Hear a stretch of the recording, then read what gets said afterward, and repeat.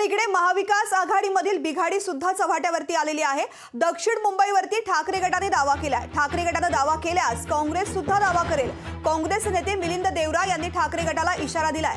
काँग्रेस दावा करून उमेदवार निश्चित करेल असं देवरांनी सुद्धा म्हटलंय।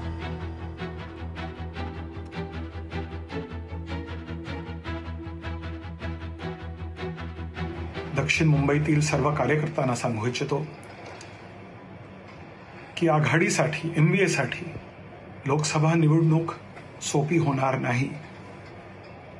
कोणीही सार्वजनिक विधाने आणि दावे करू नयेत आणि जर एखादा पक्ष औपचारिक चर्चा पूर्ण होईपर्यंत थांबायला तयार नसेल तर काँग्रेस ही जाग्यावर दावा करू शकते आणि उमेदवारांची घोषणा करू शकते।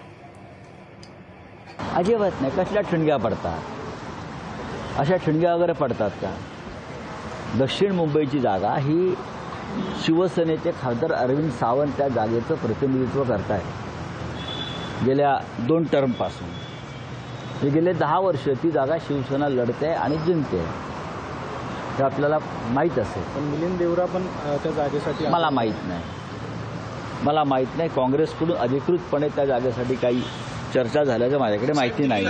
कारण का आता ही दक्षिण मुंबईची जागा हे मिलिंद देवराच लढवणार आहे, तसं ठरलेलं आहे। हे लोक सांगत नाही आहेत, खरं सांगत नाहीये। अरविंद सावंतचा राजकीय बळी घेतलेला आहे, हे आज नाही तर उद्या बाहेर येणार।